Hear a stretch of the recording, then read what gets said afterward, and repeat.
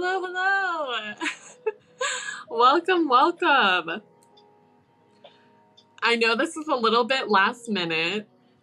We decided to do this yesterday. We were talking and we were just like, you know what? We really want to have this conversation about how there's parallels between mental health and spirituality, because I feel like people don't really talk about this.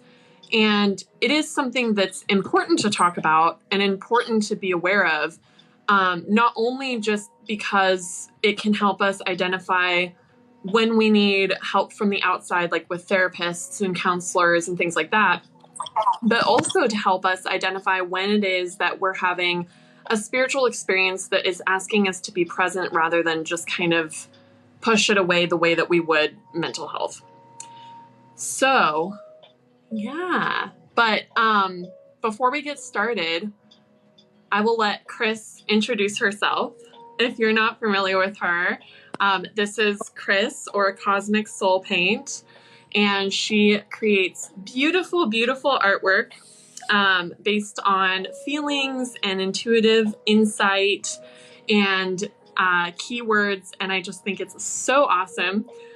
So we connected a couple months ago.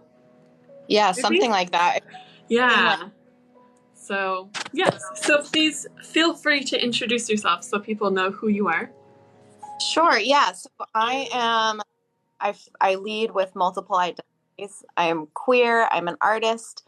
I'm a licensed professional counselor, a certified alcohol and drug counselor, and a death doula.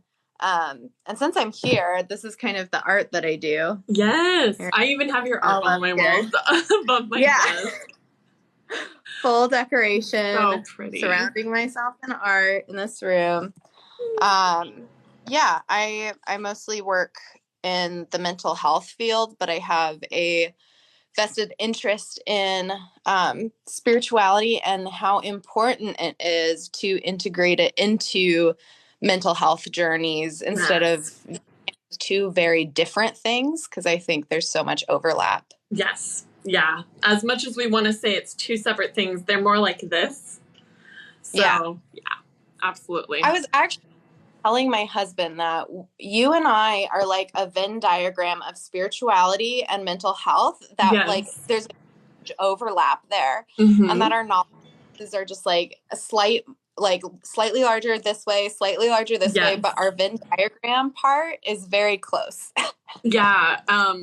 When Chris and I were sending video chats back and forth yesterday, she was like, I feel like you're more based in the spiritual realm and I'm more based in the mental health realm, but we like match over our spirituality and the way that we see things and the way that we have similar like viewpoints and things like that. So I feel like we have that little clasp in the middle, which is really, really neat.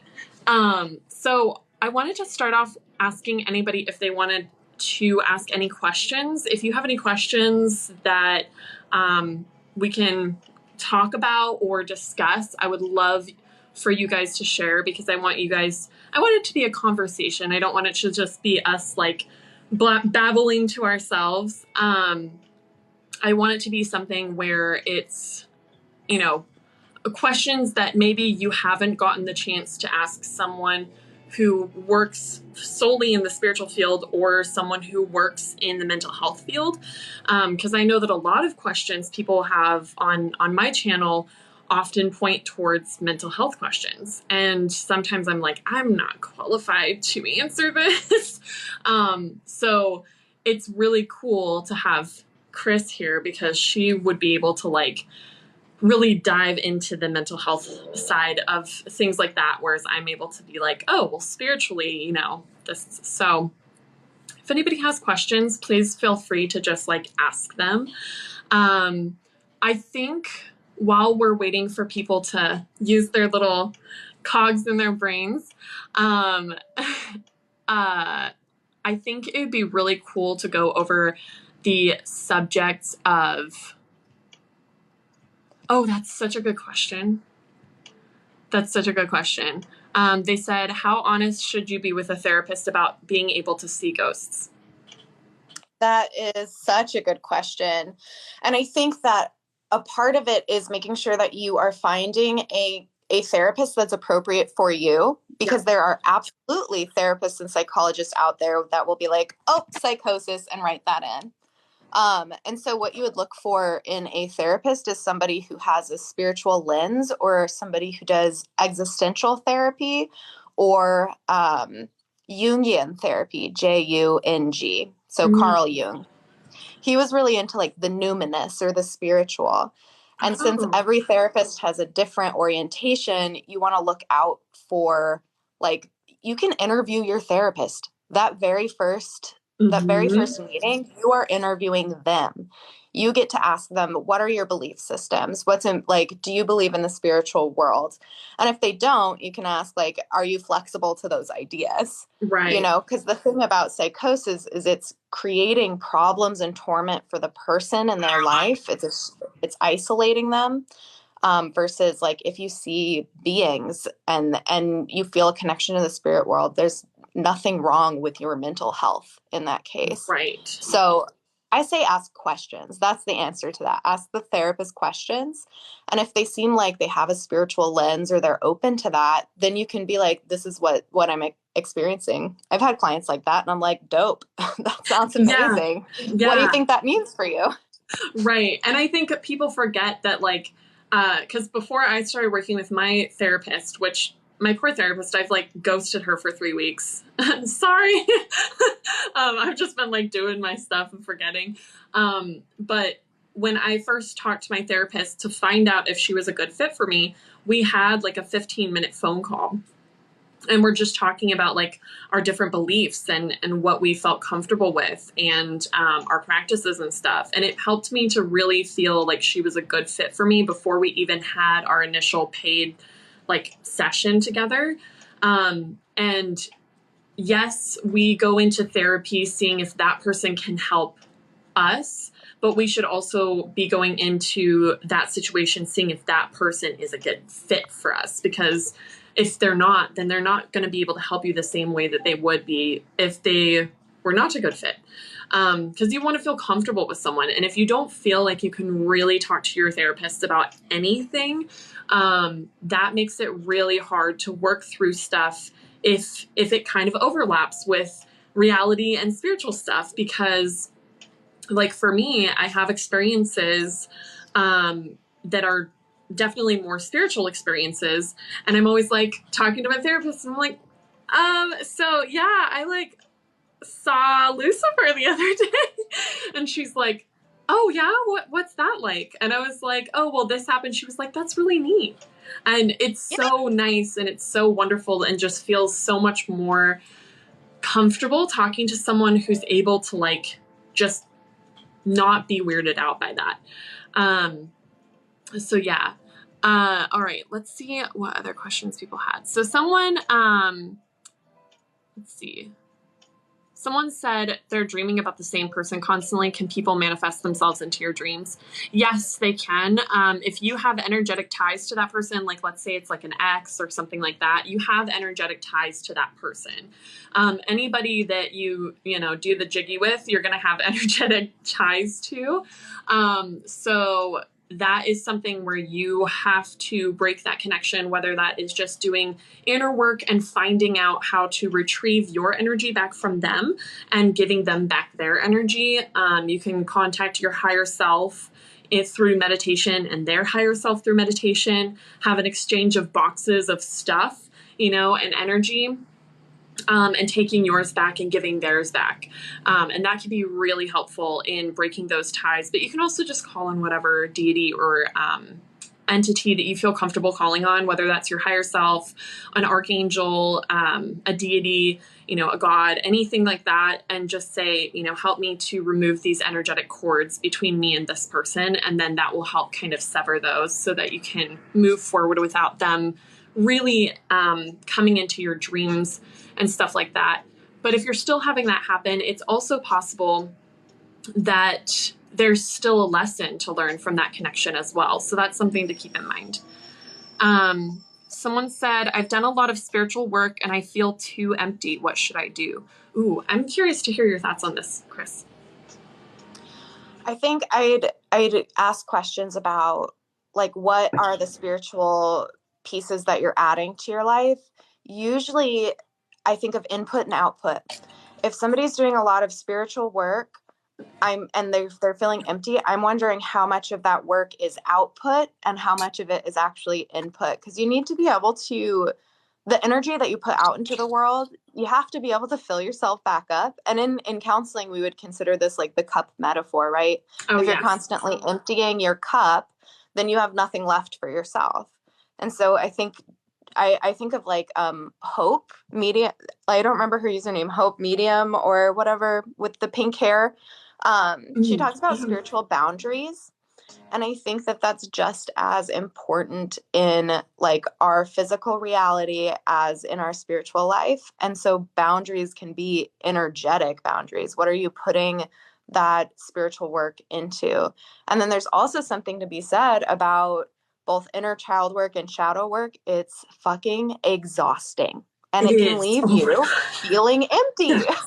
Yes. Well, and especially because when we have trauma and when we have old stuff that we're holding on to, when you start clearing that out, you're going to have room that you don't know what to do with. And a lot of people don't, like, that's another thing that's really not talked about, is that when you're doing inner work, when you're doing shadow work, when you're doing trauma work, whether spiritually, therapeutically, things like that, what you're doing is basically seeing your body or your energetic body as a house, and you're clearing out room by room and sorting it out and organizing, maybe giving stuff to Goodwill or whatever, and you're getting rid of those energies, and that's going to leave some clear space that feels really weird and empty first.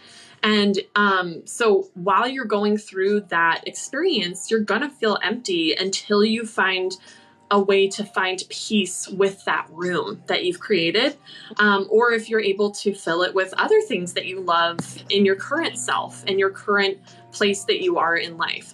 So that was something that I experienced a couple months ago when I was doing a lot of inner work, and I kept telling my brother, I was like, I feel so empty and I don't know why, because like I have this really good relationship, like things are going well with my business, things are going well with, my social media, like there's nothing really that I should feel empty about, but I feel really empty. And I ended up writing a song where one of the lyrics was, I cleared out some space in a cluttered room and I didn't know how to fill that space, so I filled it with you. And it was like very symbolic of like clearing out that energy that you don't want anymore, but then you're just left with this space that you don't know what to do with. Any suggestions when a spouse doesn't understand or emotionally support your craft and beliefs? Oh my God, this is such a good question. Okay. Yeah. Go, girl. Go for it. Run free. I've considered this too, because my spouse is not all that spiritual. Like, he's open, but not all that spiritual. And there was moments where I was like, you can't see what I see. But that's like literally the point of spirituality. Like, we all experience it so differently. Mm-hmm. And I think I would ask this person, like, is the spouse actively anti your craft, saying like it's stupid, don't do it, that doesn't make sense? Or are they just like, I don't care, I don't want to know about it? Those are two different things. And also asking yourself, like, is it important that your partner is involved in your craft? Is that the thing that you're craving? Or is it that you're feeling almost like rejected? Maybe, because I think everybody's on their personal growth journey, and you can't wait and expect change, but you can also expect that we all change. Like, we all go through change. I imagine a lot of people don't have spirituality, like maybe we have it as a kid and then it goes away, it ebbs and flows. But we've all had times on our path where we either like didn't believe or it wasn't as strong for us. And if our partner's on that path, like they're just in that dip too, then I kind of try to hold it in non-judgment and know that they're on their own path, instead of like my ego being like, no, you have to see my path, right? Right. You have to see it from my glasses. Yeah. Yeah. Like, please. Yeah, but it doesn't work like that sometimes. Yeah, I would agree with that. I have been in both relationships where my partner just was like, what you're doing is stupid. I don't believe it at all, but like, do your thing. And like, was very passive aggressively supportive. And it was like not helpful. And now in my current relationship, my partner is like, yeah, we don't really have the same views, but like, I support you fully. Like whatever you're doing, like works for you. And, you know, like I'm interested in learning more about it. But I might not believe it, but I want to know what you're experiencing and what it's like for you. And that was a new kind of connection that I'd never had before. And that was what I wanted. I didn't want my partner, or I didn't care if my partner believed exactly what I believed or had similar experiences to me, but I wanted them to want to understand it. I wanted them to be interested in knowing more about it so that even if they didn't believe the same things or understand the same things or experience the same things, that they were open to allowing me to share my experiences and be open to hearing about them. And once I had that, I was like, oh, that's all I need. That's what I need from the partner. And that's what I was looking for, because I'm very much of like my two love language, like my first one is quality time and my second one is physical touch. So like to me, quality time is where someone wants to spend time with me. They want to connect with me. And so if I'm feeling that connection through them listening and being able to try to understand something that I'm going through or trying to understand my process, it makes me feel very validated and it makes me feel very comfortable and like able to open up. So that's something to ask yourself, is what you're looking for someone who follows the exact same path that you have or has very, very similar views? Or are you looking for someone to simply validate your experiences so that you're able to feel that support from them? Because you can have both, but if you only had one or the other, which would be more important? So yeah, I don't think Chris is able to see the comments on my side. So do you have any questions that are coming through on your feed? I just want to check so we're not missing anything. It says, this is from Momo Mochi, shout out. I'm scared of telling people like family, since we're a Christian family, or I keep it to myself, or people I can trust with it. And for that one, I really think of vulnerability, which me and Ariel were just talking about. Yes. But vulnerability is something that like through our life, we put out there like this little glass object. And in our lives, especially our young lives, we don't have discretion really to know who is safe to hand it to. And so often we're like, here's this story that I'm really vulnerable about. And then somebody is just like, oh, dope. And then they like drop it and shatter it all over the floor. You're and like, then what? we learn. Yeah, no. We learn have to like protect it at all costs. And then we start withholding ourselves. Yes. And we decide, I can't share this part of me because last time I did this, somebody shattered it all over the floor. Yeah. So in your question asking about like telling the Christian family, is the family member, are they open-minded and Christian, or are they very closed off?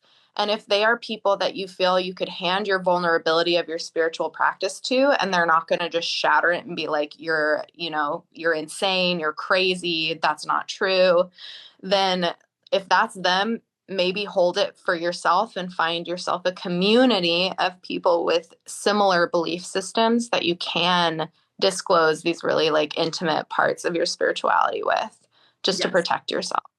Yes. Yeah, because not everybody needs to know about your path, but I see why, especially with partners, but also with family, we want, like, our family is who we get support from growing up. So it's our constant idea and expectation that our family should support what we're doing.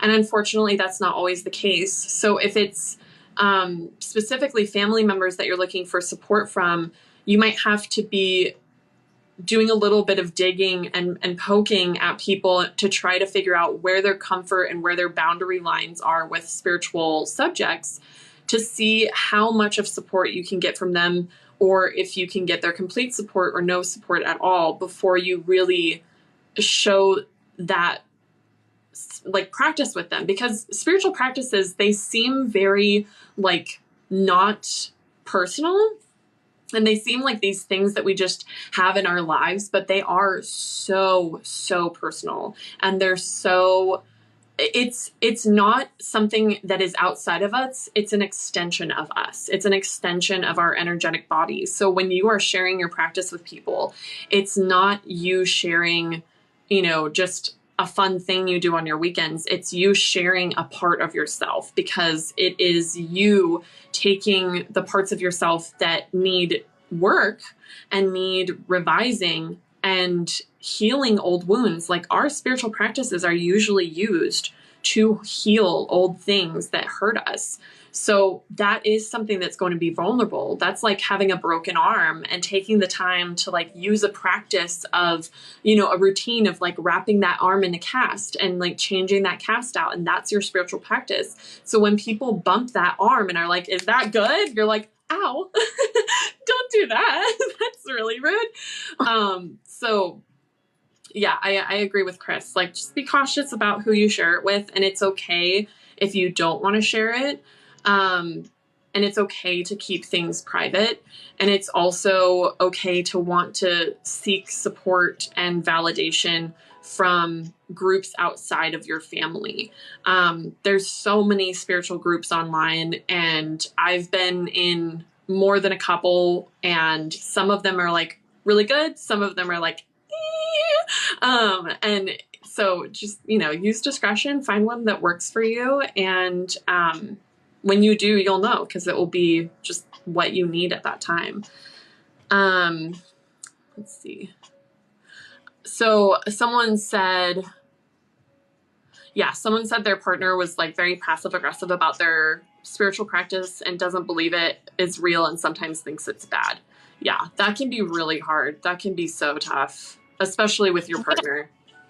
Yeah. And I think as a partner, like, if you respect each other, you want this relationship to work, then there is an issue in communication right there.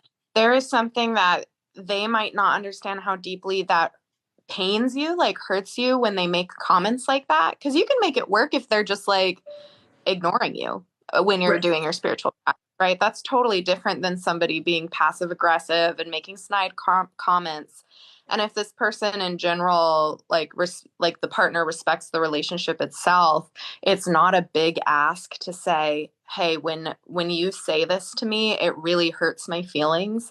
And if this is going to work, I need you to just like not say anything about my spiritual practice, and kind of have that conversation to, again, have boundaries in the kinds of conversations you're willing to take on and what you're not. Because it's okay if they don't believe you, or even if they actively reject it, but you're allowed to set boundaries for the communications around that. Yeah. And especially it should be an orange flag, maybe not a red flag, but an orange flag if your partner, even after you communicate that it hurts your feelings when they disregard it or try to discredit it or invalidate it, if they continue doing that, that's not really something that's super comfortable, because that's them knowing what they're doing, whereas before maybe they weren't aware of how it could affect you or how it could be perceived from your end.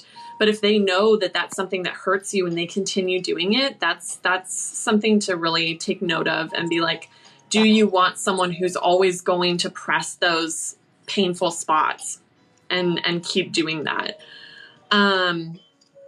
Okay, another question was, what are ways to gauge if an experience is mental health related or spiritual? This is such a good question. It's such a good question. And this is the one that comes up so often. Yes. Especially in comment sections. But the main thing, and it's so funny, but I literally have the big book of mental health right here, that literally goes through the criteria of psychosis and schizophrenia and all of that good stuff. The main difference is it creating harm for the individual or the people around them? And granted, there's some caveat there that it could be causing harm to the people around because the people around do not understand that spiritual belief or the experiences that they're having. And then that brings a whole conversation of how valid is this book actually when it's written only by men who are MDs primarily. But the main difference is that creating harm for the individual. Like, are they climbing up a bridge believing that they're God, that they can fly off of the bridge? Obviously going to create harm. If they are believing that they put an energy into a candle to bring something happy to their friend, or some kind of, like, good vibes, whatever the belief system is, that is not harmful. In fact, it's helpful for the individual, because it's mindfulness, it's gratitude, it's sending energy, and all of that stuff. It just look at, does it cause harm? Does it not cause harm? And that's basically mental illness, mental health. Yeah, because it's very common for when I share my experiences with people, on the wild world web, this huge spider web of places all over the world. I cannot tell you how many times I've had people be like, "You're schizophrenic. This is fact. I don't know why you're spreading this around as truth." And that's a very fair way of looking at it. Like, I can't even get mad at people for seeing it that way, because when someone has not had an experience where they're just not able to explain it within the realm of reality or logic, it's very common for people to play it off or to categorize it as something that is fake or is like created within our minds. So if something doesn't make sense logically, whether it is paranormal or spiritual, or, like a spiritual kind of experience that you're having with your, like spiritual vision or something, that's something that especially, oh my God. So if I'm having good experiences and I share it with people, people are like, "Oh my God, that's such a cool experience." But if it's a bad experience, like if I share the scary parts of seeing things, because there are, like, it's kind of silly to always expect you're going to see like angels and happy Angels, rainbows. Yeah, like that is Yeah. part of it, but you're going to see really scary things too, and you're going to see really uncomfortable things, whether that is doing sessions for people or going into your deeper parts of yourself where your trauma lies, or if it's connecting with an energy that maybe is a little bit deeper than you're used to. I don't like to say dark, because I don't really think anything is necessarily dark, but I think it can be deep, and we can be very unfamiliar with that. That is something where people are like, "Oh, well, if it showed up scary, then it must be bad." And I'm like, it just depends. That's like saying that anybody who has a deformity is evil. And it just is kind of, it's not, it doesn't make sense. It just doesn't make sense. And if it shows up as like dark and scary, that reminds me so much of trauma treatment in general, that it is going into EMDR. It's literally taking a melon baller to all of your trauma, scooping it out so you can look at it. And that is not going to be a pleasant experience. But the difference is that you're being held, right? You're in a space where it's like healthy to process those things. And that can be done on your own and in a spiritual realm and that kind of thing. I think the difference is, like, if you come out of that really dark space and you're feeling suicidal or you're self-harming, that might be the clue that it's time to get professional help from a mental health professional or a psychiatrist, whatever that might look like, because that's creating harm. The harm is not the pain. Like, we all experience pain. It's a part of life. We're supposed to. It's a part of how we move through life. But when the pain becomes damaging to ourselves and others, that is when mental health steps in. And the only reason we have any of these is literally insurance. So we can't be putting so much weight on these like labels on people, because it was made up by the system to put people in categories, which really does help sometimes. Like, finding out, like, oh, this is what's going on with me, can be very validating. And on the same page, it can also be invalidating. And also, this whole conversation is how we met, Ariel, because I made that video when people were like, "She's schizophrenic, she doesn't know." And I'm like, no, that's not how this works. And You're like, whoa, hold your horses. Yes. Yeah, there's, I feel like the two questions that I get asked most often is, are you schizophrenic, or where did you get this information? Those are the two things that I just hear over and over again, which is fine. People who aren't familiar with my page and how I do things, that's a normal response. All right, so, someone said, hi, what's happening? We're having a conversation about mental health and spirituality with a licensed counselor and a spiritual intuitive. Someone asked, is my gut instinct or a bad butterfly feeling my higher self pre-warning me?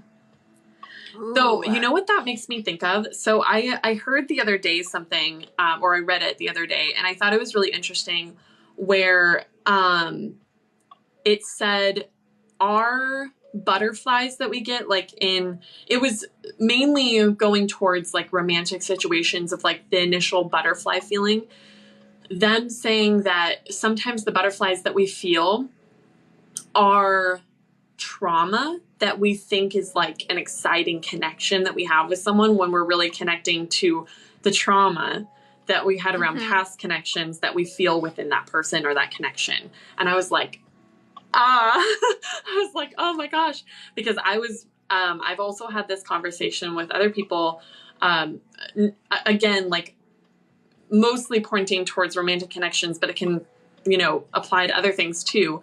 Of when I first got into the relationship with my current partner, I was like, wait, do I like them? Because like, I'm not feeling like the same feelings that I always felt in previous connections of like those butterflies and that like initial just magnetism. Like I was magneted like to them, but I was like, I'm not feeling super excited. Like I'm feeling more like almost nervous. And I was like, this must be a bad thing. And then I realized that it was because all of the toxic behaviors that I was so used to experiencing weren't happening. And I was having like anxiety due to the fact that the things that I expected weren't happening, and I didn't know how to deal with it. Yes. And I was like, I don't know what to do with this. But then once you understand that, it's like this really comfortable realization of like, oh, wow, this is what like a good situation feels like. And I think that can apply to other things too. If you have this expectation of something going a certain way and it doesn't, it actually doesn't mean that it's going to go badly, because we expect that we're supposed to have this like good feeling every time something good is going to happen. But sometimes we have a good feeling because it feels familiar, and that's not necessarily always a good thing. Gut instincts and gut feelings and intuition in general can get so intermixed and like confusing. And that's something that is really hard to explain, because how do you know what you're feeling is your gut saying yes and your gut saying caution? Because the red lights look like the green lights sometimes. Yeah. It can be And that's so incredibly common for people with trauma, that often people with trauma have to relearn an entire emotional language. I literally have like that emotion wheel on my refrigerator, and I'm a counselor. Like I'm still learning my own emotions, but it's like, because the physiological, the physical experience of anxiety and excitement are the same. Your heart races, it's hard to breathe, maybe your hands go numb, something like that. And so, of course, it's going to be confusing. And it could go either way, where you think you're excited and adrenaline, but really it's your fear and danger instinct being triggered. Or your fear and danger instincts being triggered when really it's something like new or vulnerable or something exciting and adventurous, which often is what happens to people with a lot of anxiety. And then we just choose not to do it because it's safer. But it's like the wires are getting totally crossed. And it's really hard when you've had trauma to distinguish like what is what. And as far as the higher self, and Ariel, you could talk about this too, but my experience of who is my higher self versus my survival instinct is that my higher self tends to have quiet whisper of wisdom underneath the instinct, that the instinct is all physical, it's all feeling, but there's this like gentle, almost like feathers, I'm imagining, just like behind me saying like, actually, I don't know. I don't know if this matches. The wisdom part is my higher self. What about for you?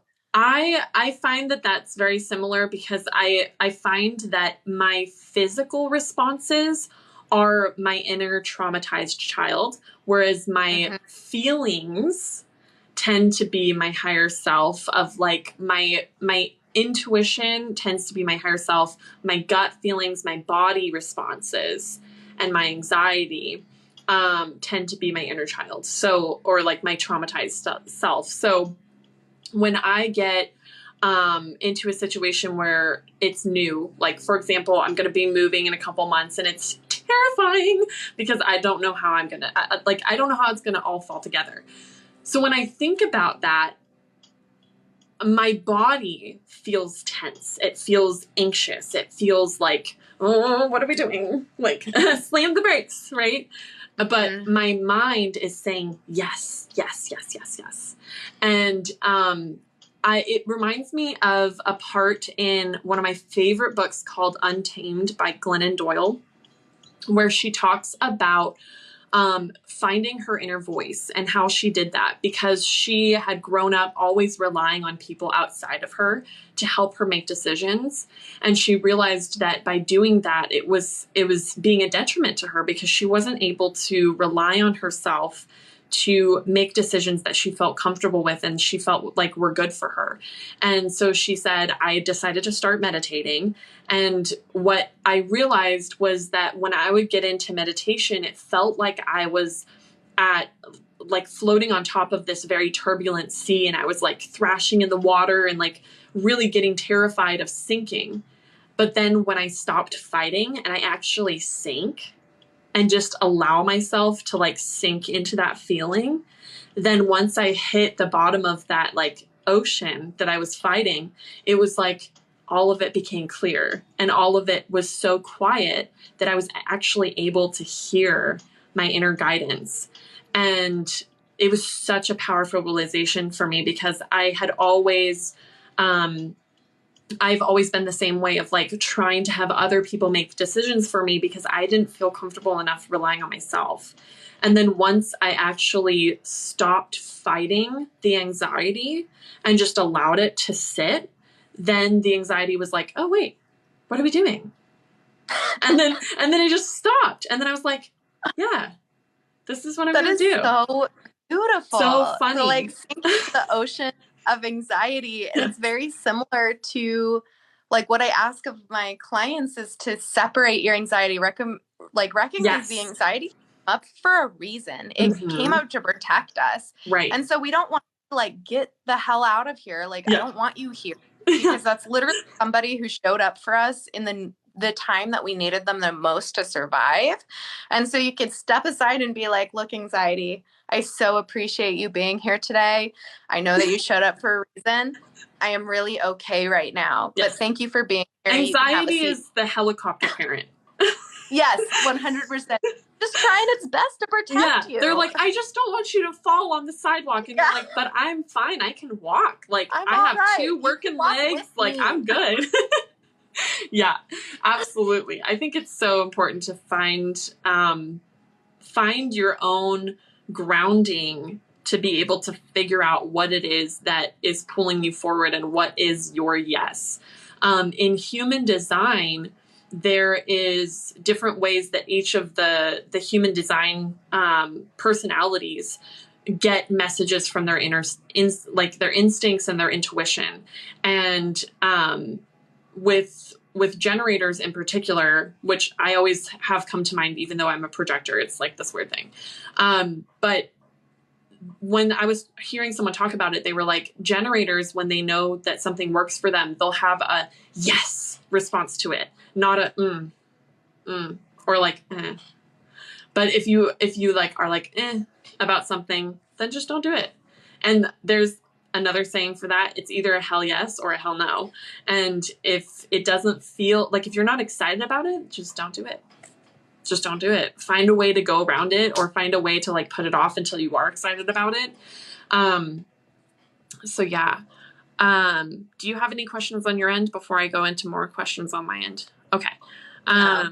Someone said, yep, little digs from your partner about my spiritual path would be a deal breaker. Yes, I know. It is. That's something where like I've done that too many times and I'm like, I don't know if I could do that anymore. Double clicked and it sent a laughing emoji. What the heck? Apparently, if you double click, automatically it sends a laughing emoji. I didn't see it, so you good. Yeah.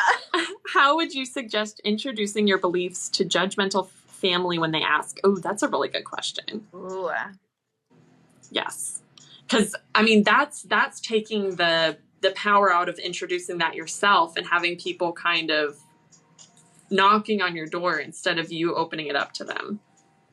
Right. So in this question, are the family members asking about the beliefs? Mm-hmm. Ooh, that's so interesting because it can be an opportunity. Yes. I think that it depends on how secure you are in your own belief system. Like, I know for me, I'm often like, I don't know. Like, I just feel these things and like I'm open and I just like these strange coincidences that I don't think are coincidences. Right. And so there's a lot of openness. But if you are pretty convicted, like you know your experiences, you feel very empowered in your spiritual experiences, then I think that there might be some, when I think of counseling now, flipping my hats back and forth, I think of like what wounding might come up when that person may inevitably invalidate your experience and say like, are you sure you didn't just drink too much that night? Or like, are you sure? Blah, blah, blah, blah. So are you convicted enough that you could stand on your 2 feet and still believe those things afterwards? Or are you willing to take on the inner child work of being invalidated by your family and then having to deal with that kind of pain, cope with it, and still be secure in yourself? So it's kind of like a choose your own adventure. Yeah. Like, what do you want from this? Do you want to feel the pain of being possibly rejected, even if it's just socially from your family? Or is it something that maybe you're not ready to have that conversation? And you could even say like, you know what? I don't want to talk about it now, but ask again in a year. And maybe I'll be ready then.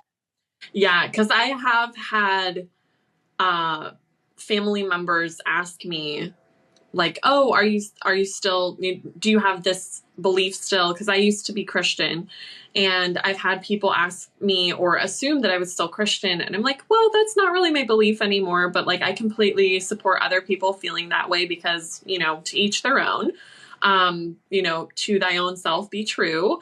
But like, I don't believe that anymore. And then if they keep pushing, I give them tiny little treats. Like every time they go through the gate. Nuggets. Yeah. Every time they go through the gate and they're nice, I'm like, oh, here's a little treat. Thank you for being nice. And then they go through another gate and I'm like, oh, here's another little treat. Thank you for being nice. And it's like making sure that they're being nice to go forward. Whereas like, I'm not going to open all the gates and be like, oh, hell. Like they're being like really mean.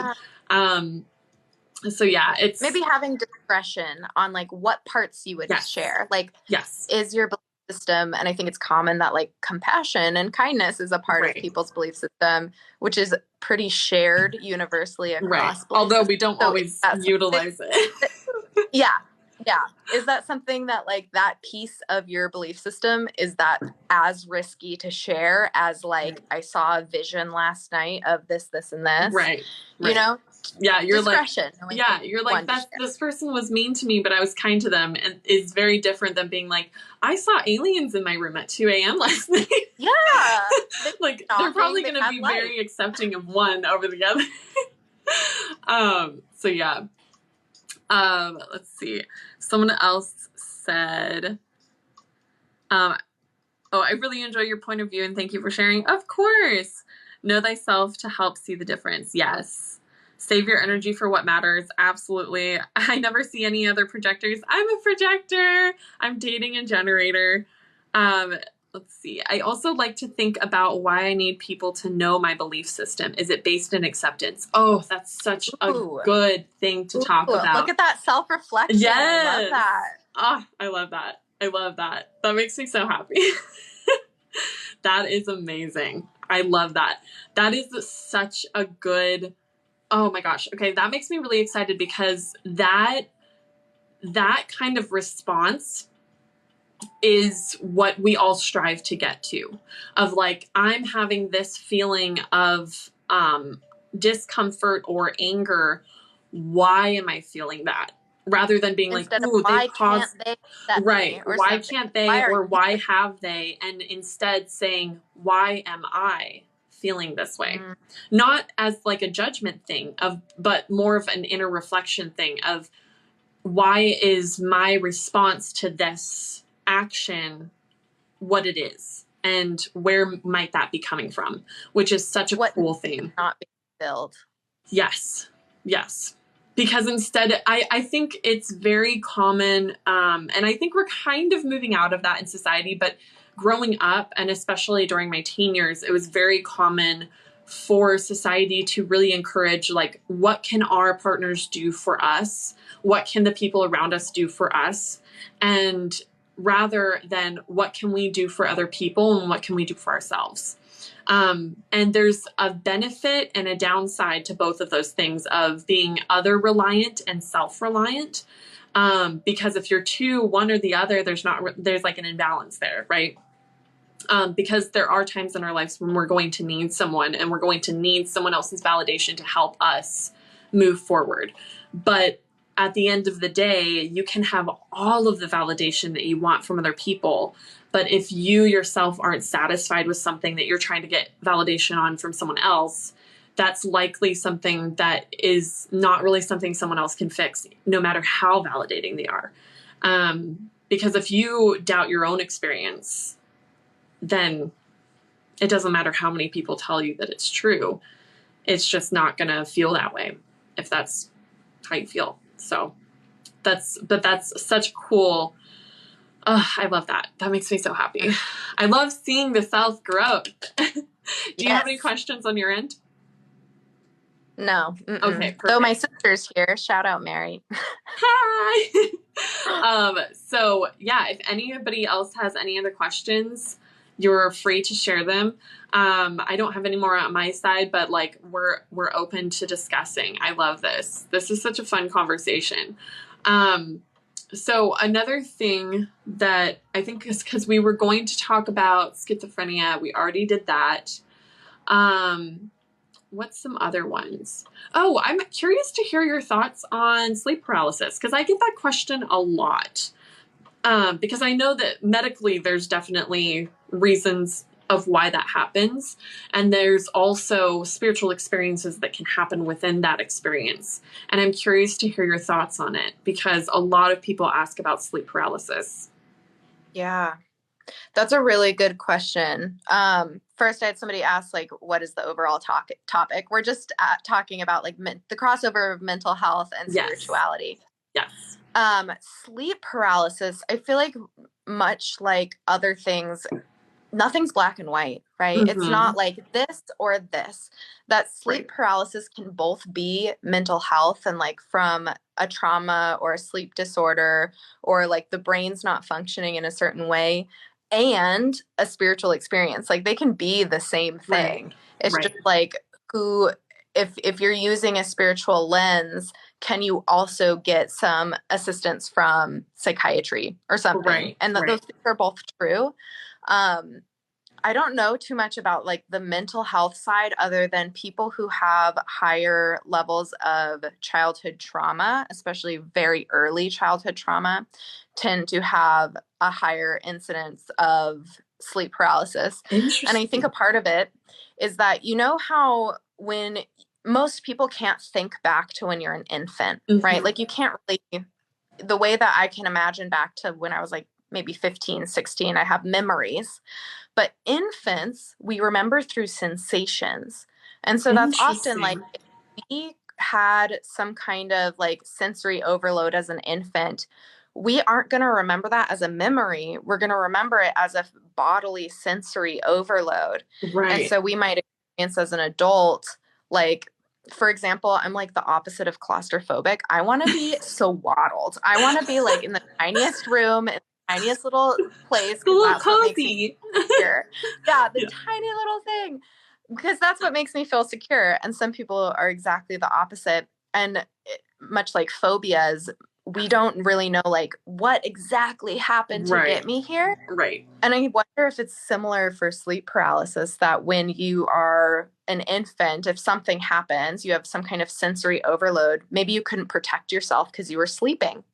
And then suddenly frozen in your body, and it creates that instinct to freeze, since infants, you can't really fight, you can't run away. Right. Other trauma responses, you can't even fawn, really. Yeah. So the only option is to freeze. I wonder if the freeze response is related to sleep paralysis because you're stuck. Yeah, that's a very interesting take on it, because I've always told people that, like, because just universally, I've noticed that people who have spiritual experiences usually have them right before they fall asleep or right after they wake up, because you're still halfway in between your conscious brain and your subconscious brain. Like, you're still very open, because when you're asleep, you're very open to the spiritual realm. You're very open to spiritual experiences because you're in that subconscious state, and you're not trying to overthink everything and put logic to everything. We're used to having dreams that just are really weird and don't make sense. So when we wake up or when we're falling asleep, we're turning off our logic, and we're not as apt to be like, oh, well, why did I hear this thing? Or why am I feeling this way? We're just like, oh, this is part of this experience, you know?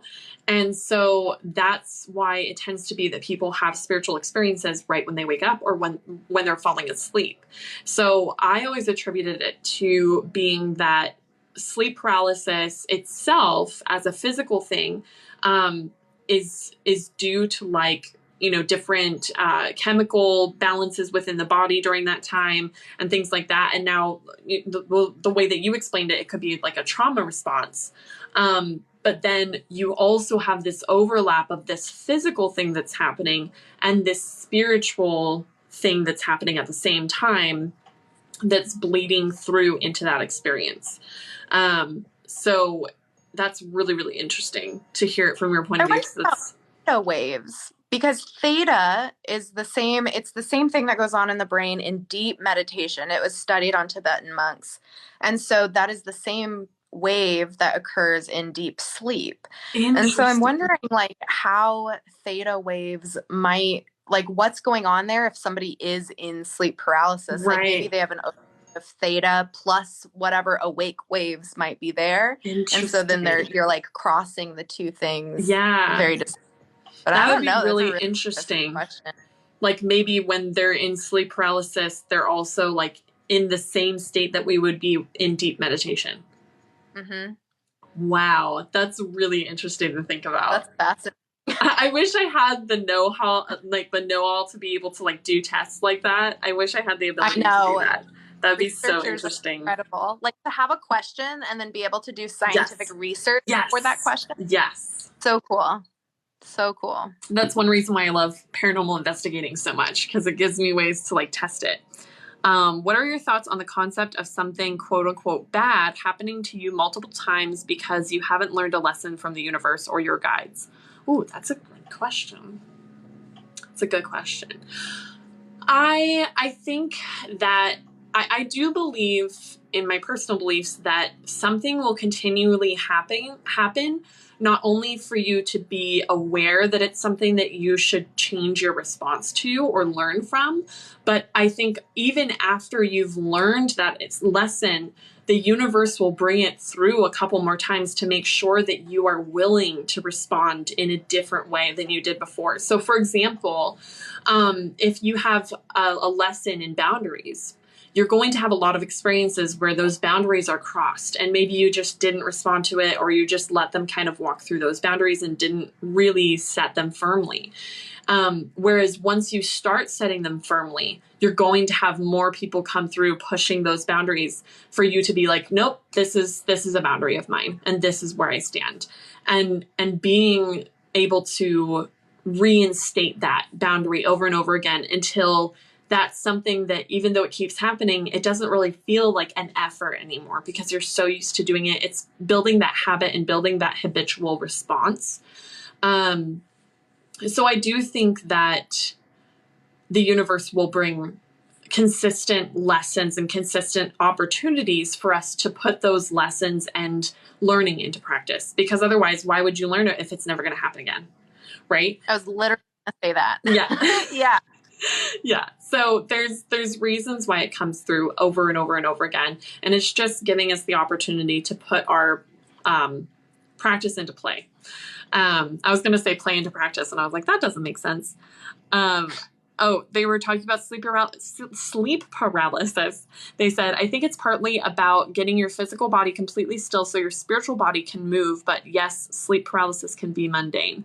Yeah, you can have really boring sleep paralysis experiences. Yeah. Like, you're just like, dang, I'm not seeing anything exciting. It's just, I can't move. What a bummer.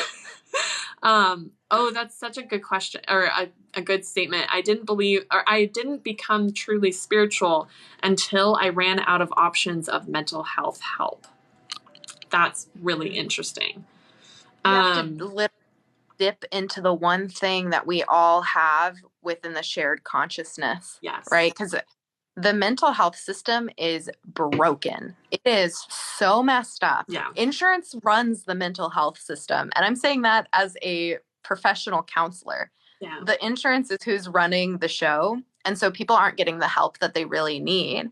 And so until you run out of options, and I think that's such a good metaphor for life, until you run out of any options, then you can't take the next step to have to go inward, kind of like the book, The Alchemist.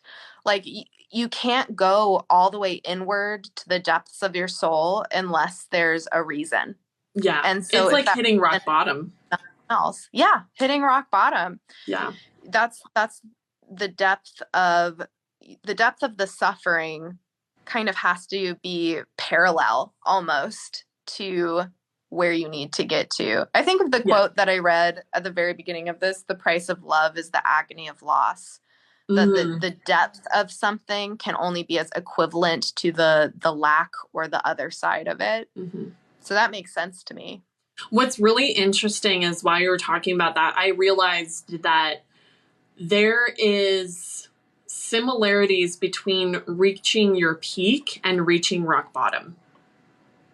And what I mean, right? And what I mean by that is that when we hit rock bottom, you're left with no other going down. Like, you're at the bottom and you can't, like, there's no going further than that. You're just at your lowest point and you're scared because you don't know how to go up, right? But then if you look on the other extreme of it, if you're at your peak, which I've experienced recently over the first part of this year, because I reached rock bottom last year and then I reached peak this year, and it made me see the parallels between the two, because at rock bottom, you're like, I'm desperate for something to change. I just want something to feel safe, right? I want something to feel good. I want to feel satisfaction in something. But then at the peak, you're like, oh my God, I'm so high. I'm so high. I'm going to fall. I'm going to fall. Yeah. Like, how do I get down? How do I get down? Yeah. And it's like you have a fear of not feeling good, but then you have a fear of falling. And so there really is the sweet spot in the middle of being satisfied in your success, satisfied with where you are, but not feeling at your lowest and not feeling like that panic of being too high. And that I didn't even put the two together until you were saying that. And I was like, holy shit. That is a great metaphor. I'm going to do that for sure. She and I always are coming up with different metaphors. It's awesome. All right. So someone said, it took me a while to get past the paralysis stage during my meditations and whatnot. It always scared me at first. Now I welcome it all. That's so, so powerful, because that's ultimately, like, that is also taking the fear out of spiritual experiences, which I feel like is so, so, so, so important. I always tell some people that one of the most important things that you can learn within your spirituality and in your life is that not all things that look scary or seem scary are bad. It's just, and not all things that look good and look pretty are good. Like it's very much this black and white mindset that we have about things. And there is so much benefit to looking at the grays. You have to like look at the gray parts of it and change that contrast in life, because if you see everything in black and white, you're going to miss those little details in the in-between.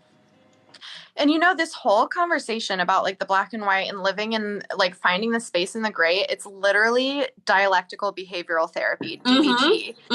That's literally the entire, and it has its root in Buddhism, which there isn't a lot of credit. So I want to make sure that I say that, because it really is about being mindful that we cannot control the future or the past. We take all of our wisdom from the past. We cannot control the future.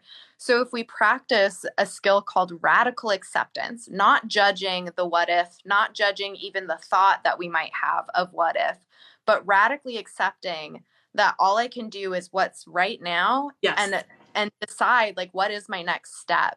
Because there's always going to be fear, and we have to be able to do it anyway, because the fear is just trying to protect us. Again, like our anxiety friend, our fear friend, our helicopter mom. Like, and I also say like DBT, I've done it as a client. So I'm a therapist of DBT. I provide DBT, but I did the whole thing as a client, and it goes through mindfulness, which is obviously a very spiritual skill, so important. Interpersonal effectiveness, how do we communicate with others? How do we get our needs met? Distress tolerance, which is like, how do we tolerate when it feels like the world's collapsing and still make the next step instead of being frozen and not being able to do anything? And then emotion regulation, which is being able to regulate when we're experiencing big emotions so that we can, again, continue to the next step. Somebody on my said that they did DBT twice and it's life-changing. It's like learning a different language. It's like learning Spanish, and if you don't use it, you lose it. But it's like learning an entire emotional language. Highly recommend. I personally took CBT, cognitive behavioral therapy, because I have borderline personality disorder. So when I freshly was out of the mental hospital way back in 2011, I was put into a CBT program.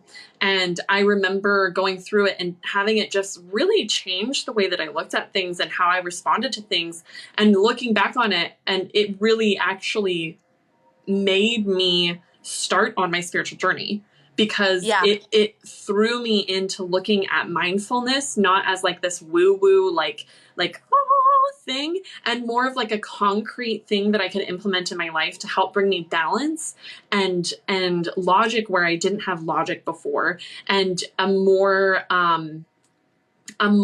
stable response to things that were happening in my life. Because in borderline personality disorder, it tends to be these very radical responses, or these very like strong responses to something. And it helped me to find out how I was responding to things and why, and how I could respond to things in a healthier way, to where it wasn't so extreme, either one side or the other. Like, this is the best thing that's ever happened in my life, or this is the worst thing that's ever happened in my life. It helped me kind of find that middle ground of being like, wow, this is really cool, and being in the moment and being a little bit more mindful. And it really has changed my life, in the sense of there's things that I use in my practice today, ever since I learned them back then, that I still implement today.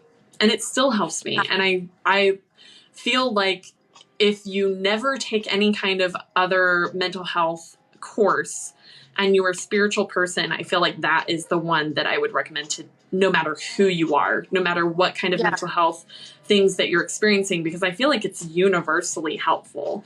There's skill. There's skills that you can learn. And I think that you and I, and everybody that's on here, everybody needs to give ourselves compassion to know in typical family, we are not taught these things. We're not taught mindfulness. We're not taught emotion regulation. We don't know what distress tolerance means, or self-soothing. And those are all things that generationally we get to change for the next generation. but we have to be able to do our own healing, gain our own skills. And so DBT is set up very much like a class rather than group therapy. Like you do check in about your emotions, but it's more set up like this is the skill. How do we practice the skill? Doing diary cards. So you do it at home, you bring it back, you share the skill you used. And so we have to give ourselves some like patience and wiggle room that this is not supposed to come naturally because nobody taught us this and we have to teach ourselves now. And CBT and DBT is very similar to shadow work in that sense of like really paying attention to how we're responding to something, why we're responding to it that way, and what ways we can improve or continue the way that we really enjoy or feel good about moving forward. Someone said, what is your opinion on dissociation in terms of mental health and spirituality? Oh my God, this is such a good question. Cause I'm like always dissociating. I'm starting to wonder if I have like some sort of dissociating, like just constant, cause it makes me feel like I'm always living in this like dream state. Or a video game or. Right. Yeah. So for me, it's, my mind starts doing that, I try not to fight it because the more I fight it, the more I get pulled into it. So if I allow myself, because to me, it's my mind saying, I need to process something a little bit more. I need to process and sit with something. So I try to give myself, obviously, depending on the circumstances, the opportunity to just sit and allow whatever it is that I'm feeling or processing or experiencing to happen so that I can really experience it so that it stops rather than trying to fight it and end up at the top of that, ocean, instead of just sinking and allowing myself to just zone out and, do whatever my mind needs to do. So it's kind of like a pit stop in your brain where your brain is like, okay, bathroom stop.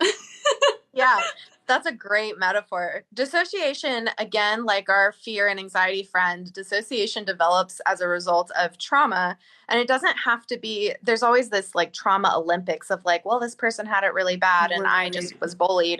Any kind of trauma can end up with a development of dissociation. And it's literally to protect yourself. Your brain making a pit stop is literally just zoning out, leaving, saying like, okay, well, this is overwhelming. I'm going to check out for a bit. And you might find yourself zoning out. You might experience derealization where it feels like you're in a video game and like you don't really exist here, things like that. And I think it's a really interesting question where the crossings of spirituality are. Like, I question, is that disassociation? Because I don't know about others, but for me, it feels kind of nice to like not exist for a second, to like exit my body. It can be a relief. Yeah.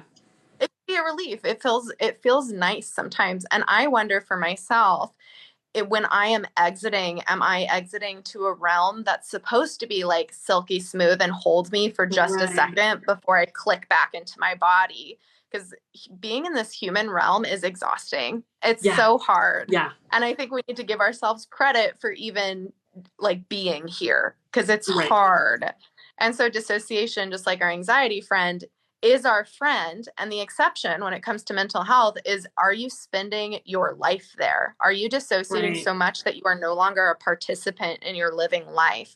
And that's where that line might be, where you might want to seek help to find how do you ground into yourself? Right. Yeah. Because if it's affecting everyday life where like you have a couple moments where you're zoning out, that's one thing. But if you're constantly in that state and not able to get things done, like there are some days where I'm dissociating so badly that I just can't focus on anything. I can't be here enough to do sessions or talk to people, or like it's very floating and like not very grounded. And if I can't ground myself, then I'm just like, okay, today is a dissociation day. And that's just that. So if it is affecting like your everyday life, making it hard for you to work or do schoolwork or live your everyday life without feeling like you're just floating in the ether, that can be a sign to try to find professional help or some sort of like skills to help you find ways to ground and help center Even yourself so that you're ritual. able to be more present.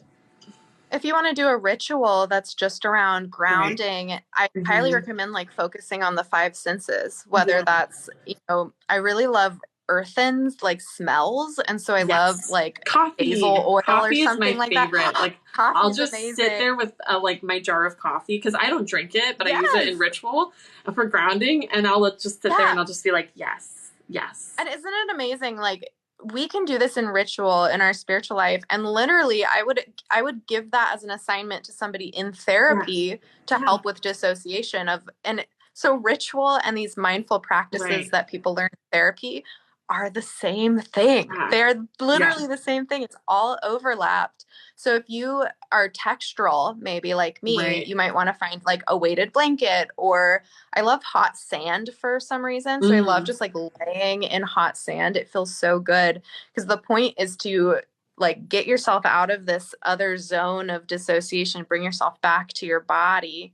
And it's kind of like playing that back and forth, riding the wave and knowing like, okay, I've been like way too in this other realm and I'm not actually here. What can I do for my body to bring my like spirit back in? Would sensory grounding or mindfulness be similar to stimming? Yeah, absolutely. I wonder, that's a great point. I wonder if sometimes when people are dissociated and stimming, if it's an instinct to bring themselves back. And that's also, I believe it's completely damaging to tell people not to stim or to close their hands or find other ways to stim. Their bodies are doing what's naturally, instinctually trying to self-soothe. And we shouldn't be telling people not to do that. It doesn't make any sense. I from the time I was a little girl, I had one of those blankets with the silk or like the satin on the ends, and I would rub it together because like the texture and the feeling of the vibration of the fibers of the fabric rubbing together, I still do that. The reason why I have satin pillowcases is because I stim all the time. I have days where I'm doing sessions and I'm stimming on a pillowcase while I'm doing the session. And like, it's something where I was so embarrassed about it growing up and throughout my adult life because I was like, wow, this is so weird. Like, I'm so weird for doing this. Because most people would like play with their jewelry or like play with their hands. I like that texture to the point where I actually made myself miniature what I called silkies that I would carry with me in my purse, and I would like stim on them to the point where like even my dog wanted one because she saw me always carrying one around. I had to give her one because she wanted one of her own. But like that is something where I see it now as a grounding technique for myself because it helps pull me back to being mindful about what's happening, the way that smells and sensations would for other people. And so that's really interesting. I do that in therapy too, where I model because I need some kind of fidget or else I'm not listening to my client and I need to be present. And so I have like a box of different sensory toys and I work with only kinetic adults. sand. So I love kinetic sand. I got all kinds of spinny things and things that make noise. But for myself, one of the things that I love doing for self-soothing when I don't have an object is like this really soft piece of skin right behind like the thumb and the finger. I just like sit here and I'm talking to my client like this and nobody's ever said anything. And it's just like the most soothing thing ever just to bring myself into the room because nobody wants their counselor like dissociated and literally not in the room. So I have to that. I think that's one thing that's kept me from being a counselor because I used to want to be a therapist and I was like, I don't think I can be present enough for like I'm like floating out in the ether and I'm just like, what did you say? Can you repeat that? Someone said, so there may be some overlap so there may be some overlap on sleep paralysis and astral projection.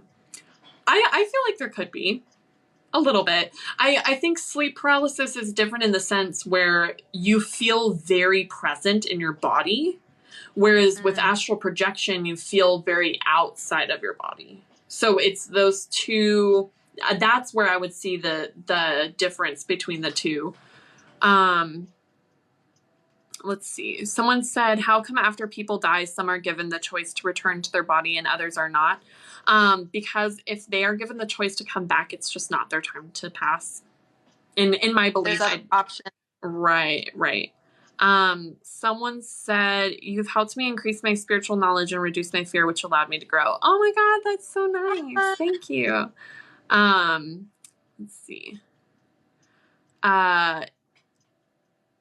Oh, it's our friend and the exception when it comes to mental health.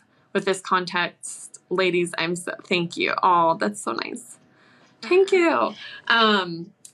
I'm not doing readings, but we're talking about mental health and the crossovers between mental health and spirituality. So any questions, we're cool with answering. We're having such a fun time, like having these discussions. I love talking about stuff like this. This is fascinating to me. It's just, it's amazing. Conversations like this fill my cup. Yes. It's absolutely awesome because it gives us it's so interesting to see things from a different facet. Like I see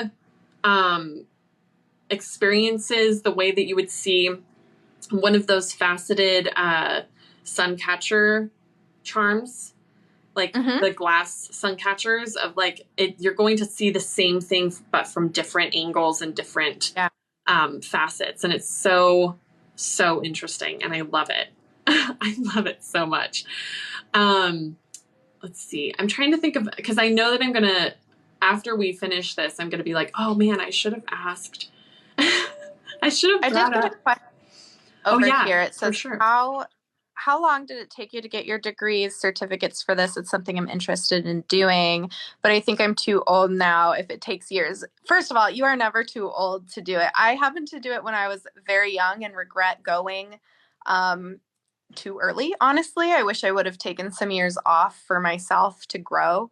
But I had so many people in my graduate school class who were like in their 50s or 60s. It's never too late. That said, I had to get a bachelor's degree, which took me about 4 years. It's like a 4 or 5 year thing. And then I had to get my master's degree, which for most people is like between 2 and 3 years. So my total was 7 years. And then I became a qualified mental health professional. And then you become an LPC intern. And then you have to see clients for about 3 years or 2,400 hours of client contact.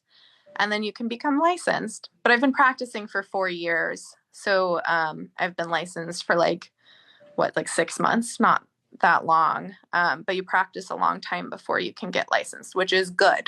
Yeah. You want someone who's like been able to take the time to really understand things. Yeah, exactly. I would recommend to know that if you go into the system, if you go into mental health care, you need to know that the system is broken. And that you would have to be working within a broken system and willing to fight against it to rebuild a new one. Because right now, it's very messed up and we got to change that.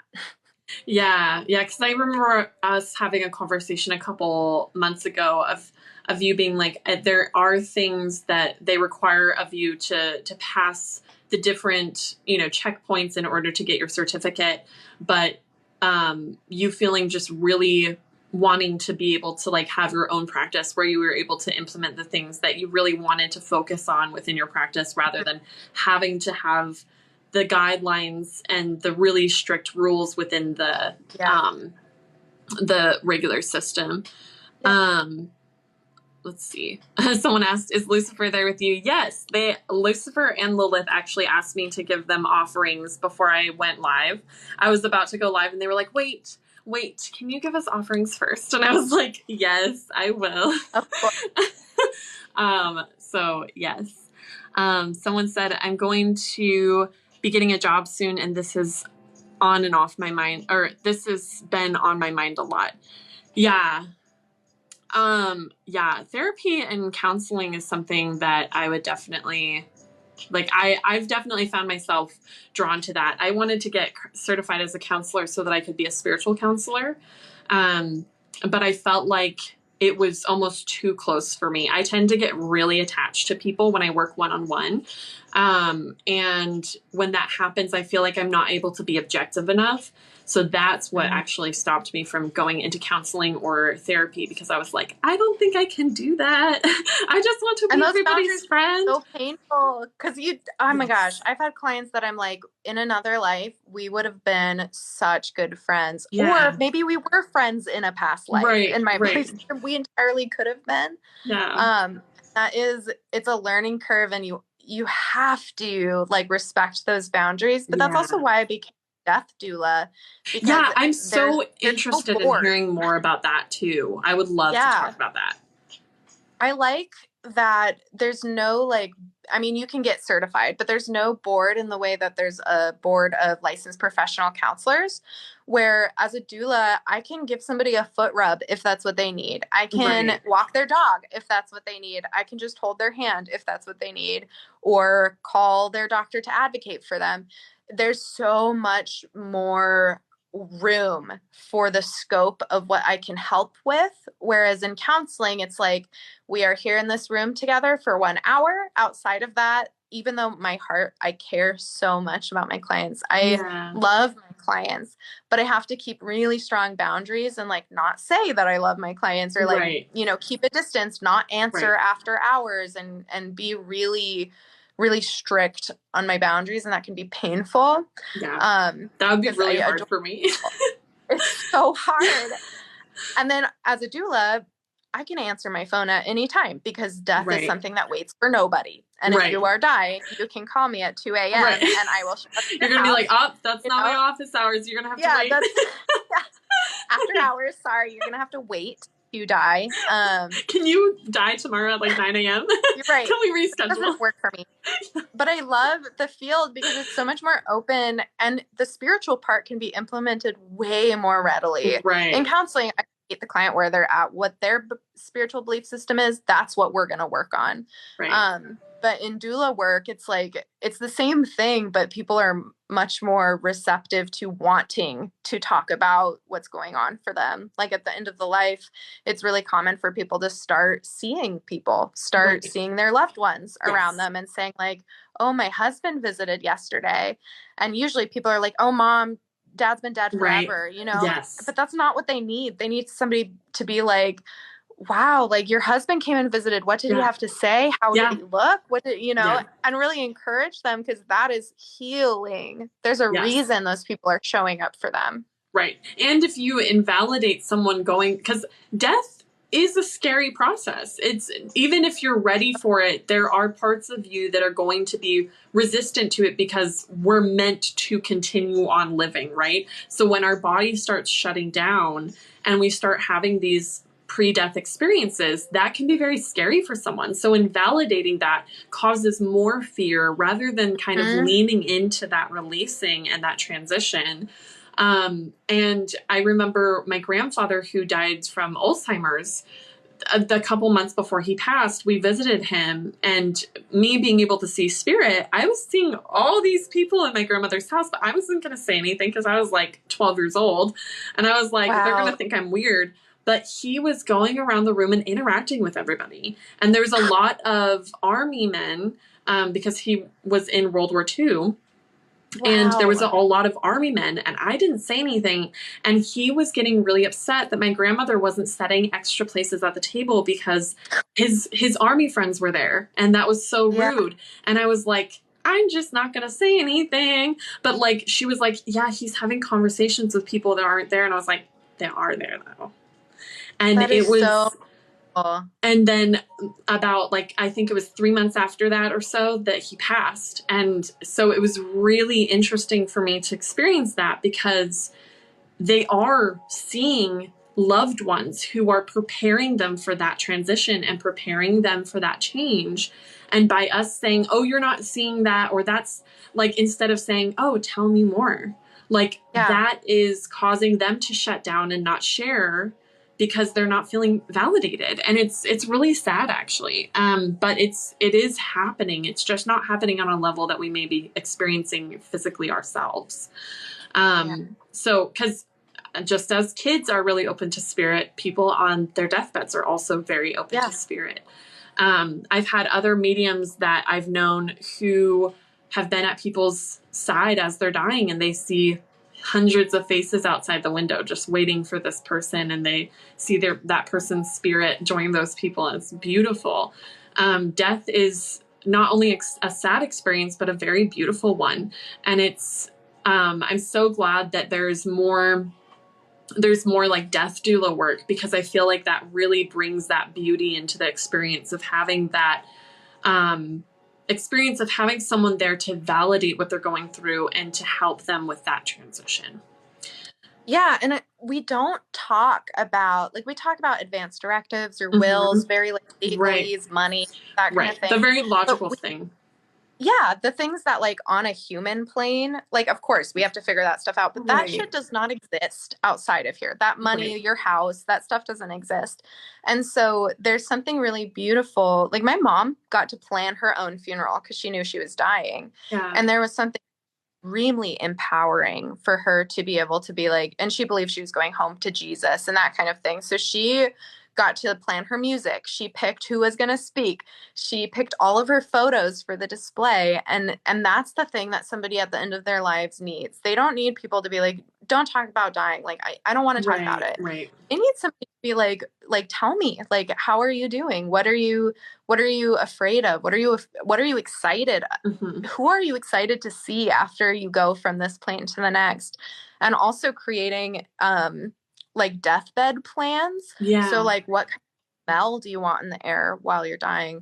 Is there any music that you'd like to hear? For my father-in-law, we got to play the Norah Jones playlist, and he took his last breath to that playlist, and it was a beautiful experience to get to witness and, like, just be in that space. Yeah. Because just like birth, like how magical and incredible witnessing a birth is, that's exactly how death can be if we honor it as it can be. But our culture is very, like, death shy. We do not want to talk about death. Yeah, I was just about to say that just like people have birth plans, we should have death plans of, like, what kind of experience. Think about that. Yeah, like, they're like, do you want a water birth? Do you want to be at the hospital? Do you want a doula? Do you want a midwife? Like, but we don't talk about death the same way, because it is like, we're so our society is very much about what can we gain rather than what can we honor losing. And there is the ceremony in gaining something, and there's the ceremony in letting something go. And there is a lot of resistance because we don't want to let someone go. It's a sad experience. It's painful. And it's not going to be the same kind of feelings that you're going to feel at a birth of, like, having a new person come in and a new life coming in, and that experience of, like, gaining something, right? But during a death experience, that can be a really painful thing that not a lot of people are comfortable with. And so when people have the option to be very empowered in their death, I feel like that brings so much beauty to that experience, because it's putting that empowerment into it, but it's also allowing the people around that person to know that person is comfortable, and that can bring them a lot of peace.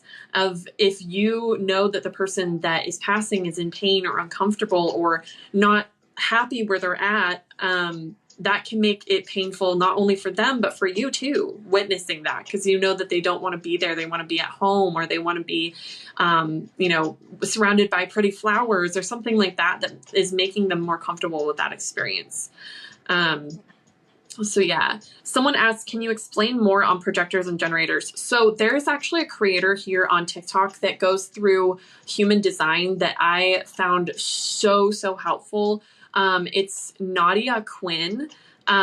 She has some numbers after her name. I think it's like 117 or 177. But it's Nadia Quinn, Nadia, and then Quinn, here on TikTok. And she has red hair, really beautiful. And she talks about human design in a really understandable way. And I love her videos. I find them super helpful. So if you're really interested in learning more about projectors and generators and manifestors and manifesting generators and reflectors, I would highly recommend it. It's so interesting. Someone said, how would you suggest healing PTSD spiritually and mentally? Shadow work? Oh my God, this is such a good question. As a fellow PTSD person, I love this question. I mean, the thing is, the answer is going to be like, whether it's through mental health, through a therapist, through EMDR, through trauma work, versus your own independent spiritual work, doing shadow work, inner child work, it's all the same thing. It's all the same thing. Yeah. And so whatever path that you're feeling drawn into of like experiencing PTSD, and you feel this pull of like, I need something spiritually, then that's the direction you got to go. If you are looking for somebody who can maybe hold both and want somebody who's qualified in like EMDR, counselors like that exist. There are spiritual counselors who are licensed with the same licensing anybody else would have. And they're not all, I know that some people have a lot of trouble with like Christian counselors.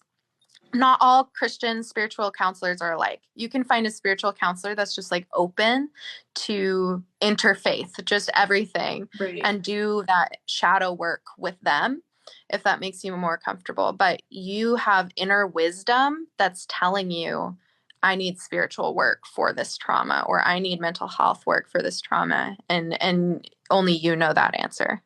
Yeah, because I've in my own work with my own PTSD with my therapist, we were basically doing guided shadow work, and that was things that really helped me. But also with my own self-guided meditations of just walking myself through, either working with a deity or just working with myself, of giving myself the permission to experience what I needed to experience in order to have those things come up and for me to face them. PTSD is one of those things where our brain is trying to run away from something, understandably, because it's not something that we want to experience. It's not something that we feel cognitively capable of experiencing. So we're like shutting down or responding in the way that we know how to respond. And with spirituality and being able to meditate and really choose when we face that is so powerful, because PTSD tends to have a lot of triggers, and that's something that we can't really control. Whereas meditating and choosing to face those parts of us that are triggered is so much more powerful, because it's you having control, and PTSD is not necessarily about control. And so when you're able to take that control of the situation, it can bring a lot of healing. And that's why I like meditation for myself so much. Like, I don't do it very, very often, but when I do, it's very powerful, because it gives me the opportunity to really have control over the situation and how I approach something. Because I know I've initiated it. I'm safe. If I need to come out, I can come out of it. And you can also microdose with it, microdose with those triggers and those experiences, so that you are in control of how deep you're going, how visceral you're going into that experience, so that you can see it from an outer perspective and be able to heal that way, or be very integrated into it while you're releasing. Let's see. I'm so appreciative of people like her recognizing the change needed and taking action to do so. I know. Chris is so awesome. I love her. I love her so much. We got to change things for it to be better. Such a good question. They said, what advice would you tell your 8-year-old selves how best to handle this world? I'm so excited about this. This is such a good question. Oh my God. Okay. What grade is that? I don't even know, because I was homeschooled, so I don't know. I don't know grades.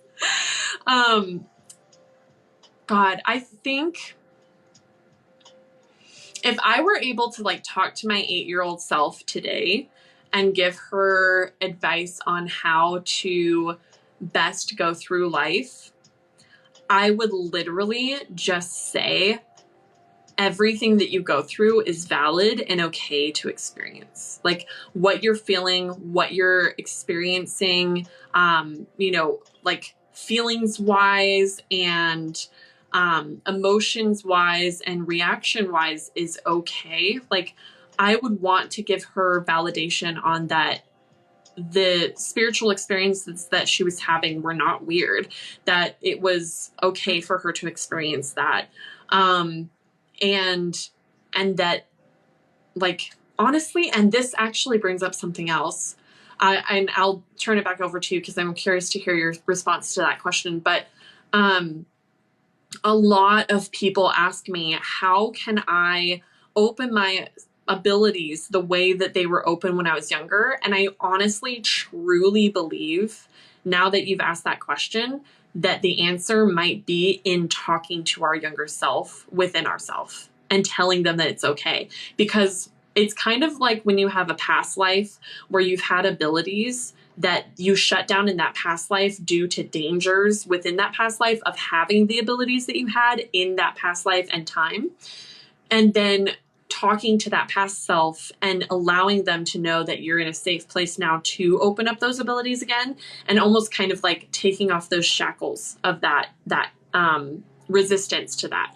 But I'm wondering if maybe the answer of opening our abilities from when we were children is to talk to ourselves as children, like through meditation, through inner child work, or through connecting to our higher selves who are connected to those children's selves, and saying it's okay for you to have these experiences and all of them are valid. And I wonder if that would kind of open those floodgates and allow us to really open those experiences again. Because essentially the reason why we shut down as kids is either out of fear or invalidation or being told that we shouldn't. So if we have an adult now ourselves tell our child selves that, would that be the key? That's really interesting. I can't practice on myself because I mean, I don't know if I could see anything else, but like, yeah. But I would be really interested in someone who has their abilities shut down from when they were children. Try that and see if that is effective. Yeah. I don't know.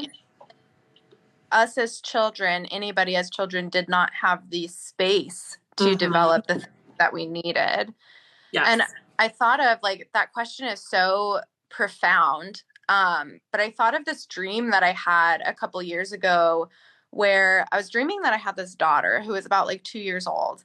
And without saying it, in the dream, she was being harmed and I found out about it. And as the parent, which I don't have kids, I felt in that dream the profound connection and love for this daughter. And I picked her up to comfort her and I was just like holding her. And then I woke up and I immediately had this connection and started sobbing because I realized that little girl was me. Like I was parent and the child in that dream. Yeah. I woke up sobbing because it was the most compassion I had ever felt for myself. Yeah. So that part of what would I say to my 8-year-old self is, in part, I would literally just like scoop myself up and just like hold total in compassion with that person.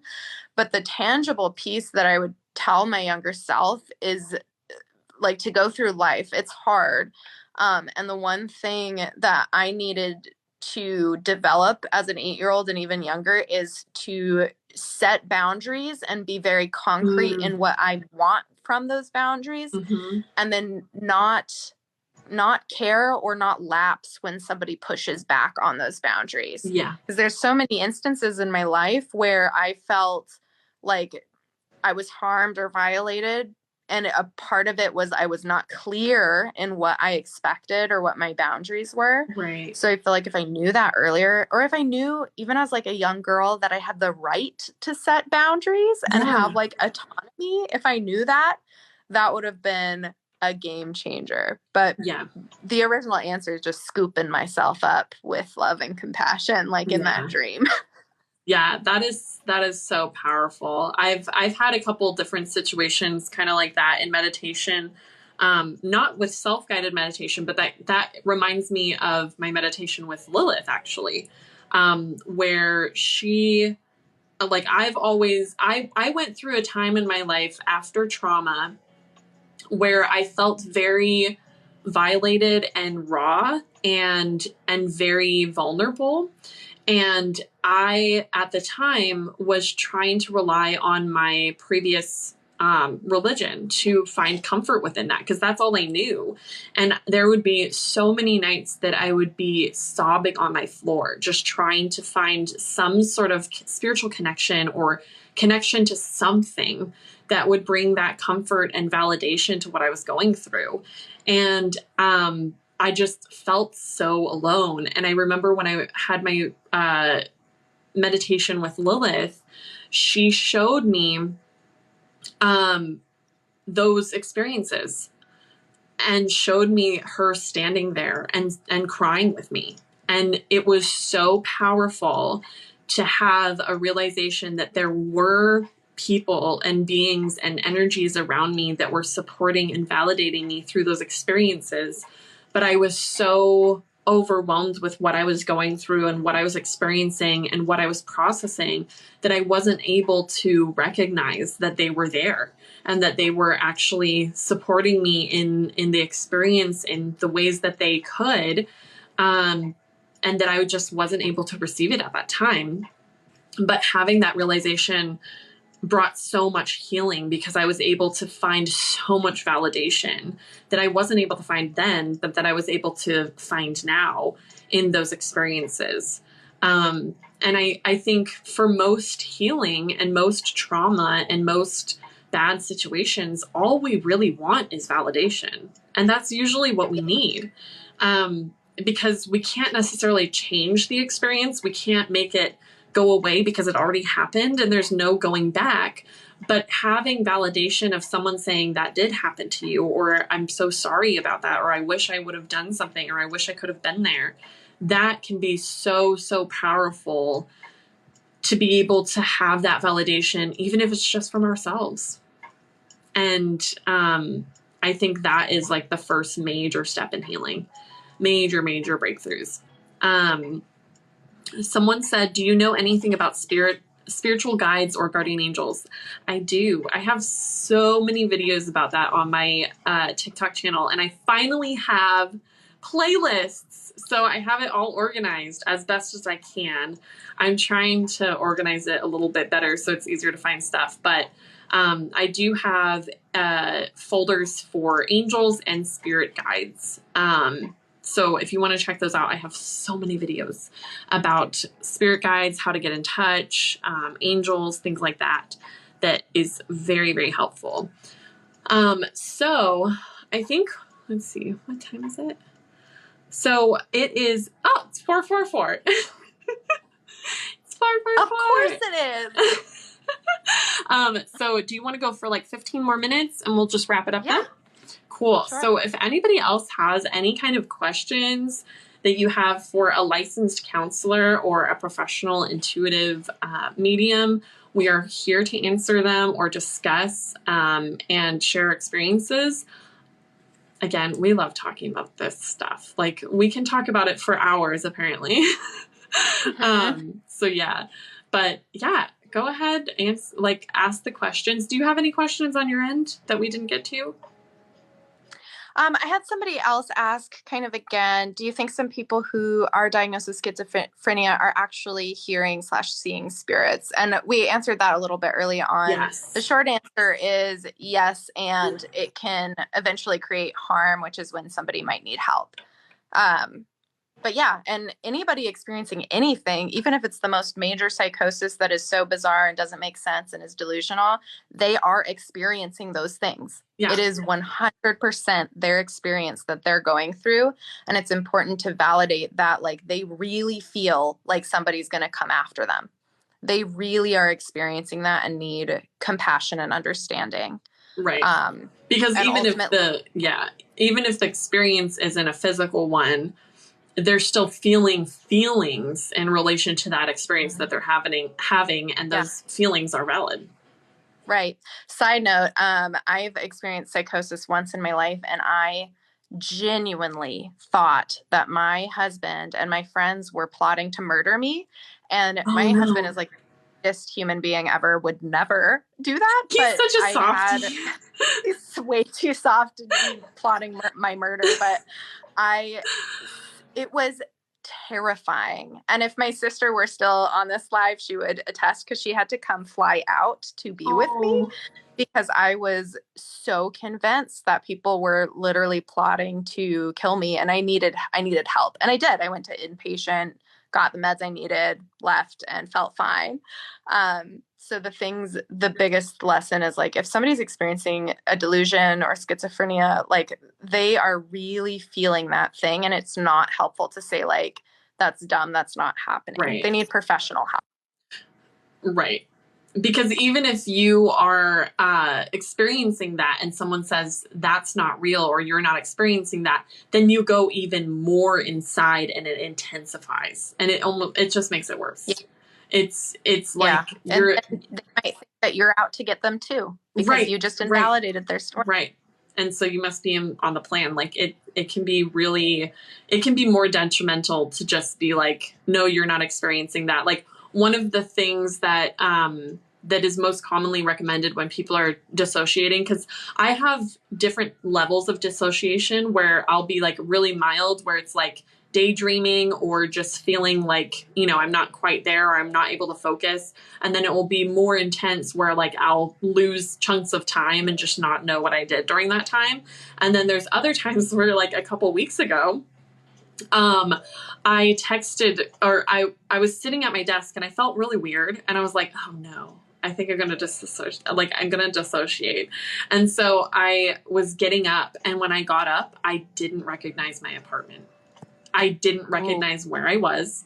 I didn't know where I was. I went to my phone and I saw that my partner was one of the people that was at the top of my list. So I knew that there was someone that I texted, but I didn't know who he was. And I texted him and I was like, hey, are you free right now? I think I'm dissociating. And he was like, yeah, what's up? And I was like, I'm in France and I don't know where I am. And he was like, what? And so he was like, did you leave the apartment? Because he has my location. And I was like, I don't think so. And my apartment doesn't look Parisian. Like, it doesn't look like French. But I was convinced that I was in France and that I didn't know how I got there, and that my apartment was not my own. I didn't recognize who my partner was. And it was so terrifying. Like, I was just sitting on my floor just crying, and I was just like, I don't know what to do. I don't know where I am. And then I came out of it and I was like, oh, I'm fine. But like in the moment, it was so weird, because it was like two parts of my brain. Like, one part of my brain was saying, no, this obviously is dissociation and you know where you are. It was like I recognized it, but I didn't know where to place it. And it was very, very weird. I've never been to France, by the way. So like I would never know. But I was very, very convinced. And so one of the recommendations is like to just say, oh, you're feeling that way. Why do you think you're feeling that way? Or what is it that you're feeling, to help bring that person down, rather than being like, oh, that's not, like, you're just making it up or whatever. Because if my partner had done that, which he's been so helpful, but like if he had done that, I would have been like, oh, he doesn't like even care. Like, right. So it's really important to just be like, what are you feeling? What are you experiencing right now? Do you have a perspective on the soul, personality, and body being three separate entities that join in this life? Or reference is Gary Zukav's Seat of the Soul. I've never read that. But let's see, soul, like mind, body, spirit being three separate entities. I feel like that kind of makes sense, in the sense that I feel like our spirit is our higher self, and our soul is our spirit self living in this lifetime in our physical body. And then our body is obviously like our physical body. So it's all the same thing, but different parts of us are having different experiences. So our physical body is going to have a very physical experience of life, and our soul is going to have the ethereal experience of this life, and our spirit is going to be the one that's tethering us to the other side, that is aware of everything that we're supposed to do in this lifetime, and is aware of everything that we're supposed to experience and why we're experiencing it. So we always have that knowledge. But a lot of times we get very disconnected from our higher self as we go through life, and that can cause us to feel a little bit unmoored and just kind of adrift. So that's my opinion on it. But what is your opinion? I don't know. I think that it comes up so often in so many different religions and belief systems. And right now I think very much in like the oneness category. But I love the way that you described it, because it does, to me, I feel like the body is the vessel. And I've had experiences in my life where I'm like, I've literally looked in the mirror and apologized to myself because I thought that I had invaded somebody else's vessel. Like I literally passed the mirror. This is a reenactment. And I was like, oh, sorry. And then I like looked back and I was like, wait, that's me. Like I literally thought that I was like dipped into somebody else's vessel on accident. I do feel like from my experiences, the vessel itself very different than the soul or the person, that I feel like I just kind of got dropped into here for this lifetime. But I've definitely had some, I don't know if it was like derealization or whatever else was going on, but I absolutely had a moment of like, what? This isn't mine. Yeah. I'm sorry. That almost reminds me of parallel universe kind of stuff. Ooh, yeah. Because I have had experiences with that, and that's been really weird. Because there was one time I was laying in my bed and I was like falling asleep, and I remember like being at the point where like you're just laying down and you haven't even gotten to the point where you're almost asleep, like you're just like letting your body relax. And I remember like feeling almost like an animal jump up on the bed, and there was no animal that I had at the time or that was in the apartment that I was in. And I opened my eyes. I was in a different room. There was a man that was laying faced away from me in the bed in front of me. And I looked down and there was like a dog laying at my feet. And it was like a completely different place. And I was like, what's going on? And so I like tapped the shoulder of the person in front of me, and they whipped around and they were like, what are you doing here? And I was like, I don't know. I don't know. I was like, I don't know where I am. And they were like, how are you here? And I was like, I don't know. And they were like, you look so different. And I was like, what do you mean? And they were like, from when I saw you last. And I was like, when did you see me last? And they were like, well, you're dead.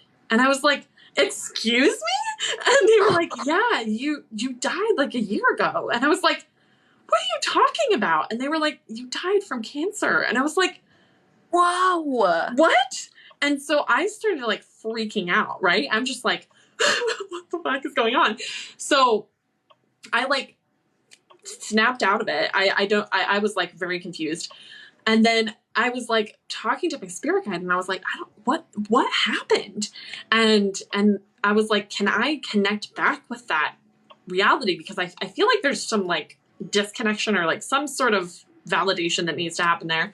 So I reconnected, and it ended up that like this person was my husband in that lifetime, and we were married, and I got cancer and I died.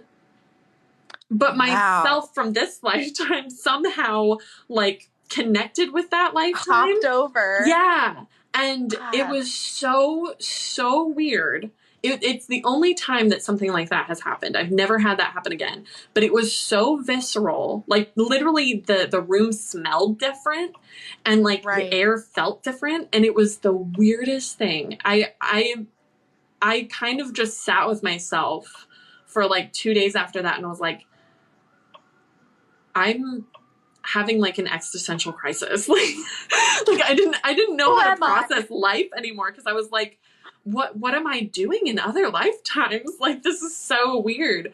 And it was really, really interesting. It was, I still don't really know what to make of it, because I kind of think about that and I'm like, what if I just made it up? But like, it was it was just such a weird experience. It was When so, it's so that weird. visceral and it feels real, like there's a reason. And I'm just imagining that man, like your parallel universe husband out there who now has this like really incredible experience that he actually got a visitation from you, and that he gets to carry that forever. And I feel like when a loved one dies, we wait forever, for years and years and years, begging for a visitation through a dream or through in person. Right. And he probably got more than he asked for. Like after that settled, like the fact that he got a visitation, beautiful. Yeah, because in that lifetime, I had dark hair. And he was, and at the time I had like lighter brown hair. And he was like, you look so different. And I was like, what did I look like? And he was like, you had dark, straight hair. And I was like, what the? I was like, what? It was so weird. It was very, very interesting. But it was like, I never saw pictures of myself from that lifetime or anything. I only know how I looked to him. But it was, it was like almost like I was giving him validation for his experience and knowing that I was okay wherever I am now. But like, yeah, it was very, very weird. It was very, very weird. And I still don't know quite how to explain that. Cause I'm just like, it's wibbly wobbly, timey wimey. And it's unexplainable. Can't explain it. If you could explain it, we wouldn't be human right now. Right. We could probably explain it in a different place, but we are human. Our human brain is like overload. Not short wrap around that. Yeah, 1000%. Someone said it sounds like time travel or teleportation of sorts. Yeah, it could have been. Or soul fragments. It could have definitely been a soul fragment, like a past life that I had. Although it seemed more like modern times. So I don't know if maybe it was like a lifetime that I had maybe before I was born that I was connected to, like maybe a past life.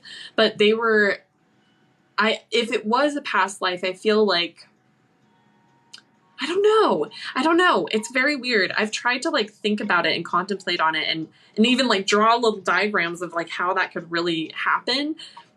And I still haven't quite figured it out yet. Like, it's so funny because a lot of people ask me like, how do you deal with knowing all this information? And I honestly, like, I don't.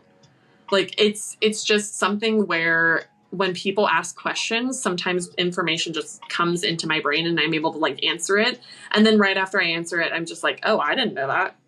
That's really cool. Well, and it's not like seeing the entire Rolodex of the entire consciousness all at once that you're receiving just like bits, and that you can't hold everything just like on a computer. The computer's not like on the screen.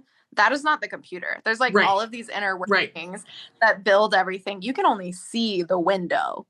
Yeah. And that's how we have to, because our human brains, we cannot cope if we know everything too much. Yeah. Well, life is literally us living the internet through our personal computers. You only see what you're searching for and what you're looking at.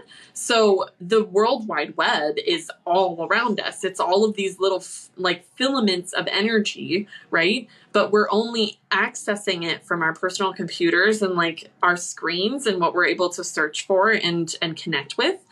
And it's so much deeper than that. It's literally like taking a spoonful of water out of the ocean and the rest of the ocean is there. Or, you know, how most of the ocean is still unexplored. That's how spirituality is. I feel like we really are just at the tip of the iceberg. And the deeper we go, the more we understand why that iceberg is there and how it's formed and what different chemicals make up that iceberg. But, you know, just seeing it, you're like, wow, that's cool. But then you don't realize that it's this humongous thing underneath the water. And it's like scary, but also very fascinating. Yeah, your soul can exist at the same time, but different dimensions. I agree. Yeah, because the way that I see it is like time really isn't linear. It isn't. Like it is more so circular, I feel like. And our lifetimes are almost like hours in a clock, you know? And different past lives will be like from 12 to 1 and 2 to 3 and things like that. And it's we can almost maybe like an astrological chart, like hop across the chart and suddenly be in a different lifetime. And that's kind of how you have those connections to past lives. You have those, what are they called? Like trines or conjunctions, where it's like that parallel line across your chart that takes you to that other energy that's playing off of each other. And I feel like that's really what comes through in past life sessions when I'm doing past lives and connecting to that. You see across that clock to that other lifetime, and you're like, oh, that's paralleling this lifetime in this way and in this aspect, and these energies are playing off of each other and amplifying each other, and that's why that's coming through. Yes, time could be spherical, but at the same time it's not even a tangible thing. Absolutely, 1000%. It's like a spider web of balance. Yes, very much so. Absolutely. And so I think that's maybe why I like astrology so much, is when I look at it, I'm just like, yes, that makes so much sense. It's like a time, I described it to my husband as like a time map almost, but it's too spherical to be a map. So it's more like a globe, but it's also way bigger than a globe. Yes. Like you can't even conceptualize all of it. But when I looked at astrology, how I conceptualize things started to actually make sense. Yes. Yeah. And it helps you to start seeing the patterns of different things and how they play off of each other. And yeah, it's so funny because like, just like with, what is it? Like I can't remember what the design where it's like that swirl. What is that called? It's like like the golden ratio. Yeah. That where it like goes through, like you can find it basically anywhere. I feel like that's kind of how it is with spirituality. Like there's so many concepts that just mirror each other, and they're just, it's a book of all the same things, but on different pages. And if you were to like light up all of the pages at once and make them see through, it would all look the same, but just drawn differently or drawn in different styles or painted differently. And it's really, really interesting because you might be on a different page than someone else, but it's all the same thing. So you can be like, well, mine is a watercolor painting. And you're like, well, mine is a sketch. So, and it's like this comparison, but you're like, it's the same thing. Like it's still a drawing of this swirl. It's just in a different art style. And it's just seeing the can from different angles. And that's really just what it is. But I just want to check one more time if anybody else has questions. If not, we will go ahead and close out. But I just want to give one more chance because I know that this, I'm sure, could go on for hours and hours and hours. We could probably talk for days, but I want to make sure that we don't miss any questions that have come up from our conversations. It's like how we have whirlpools on Earth and the black holes in space. Yeah. I'm sure you're not talking about the whirlpool, like, refrigerators or anything, but they have whirlpool refrigerators in space too. They probably do with all the space junk flying around. There's just like this random fridge. Oh, I'm sure. There's all kinds of things there. The little extraterrestrials being like, oh, there's a Sprite in here. Oh my God. No, not refrigerators. Well, with that said, I really, really enjoyed our conversation. I find this so fascinating, and I feel like it was so eye-opening to have these conversations and talk about these topics from two different perspectives. I feel like we just accomplished like such a big goal. Yeah, it feels so good. We've been talking about this for a while, and I'm so happy to be here. It totally fills my cup and makes me feel inspired every time we get to talk. So I'm excited we could be here, and I hope we could do it again because I would love to talk more about past lives. Yes. That came up just for a moment, and I'm so Mhm. fascinated with it. Yes. Especially because when I saw you originally, I was like, wait a minute, I know that person, Yeah. but we've never met. Yeah. But in my head, I think we have. Oh, yeah. I would have no doubts that we've had some past life together at some point. And we probably had these same conversations in that past life. Oh, probably. Probably. We were probably like philosophers or something.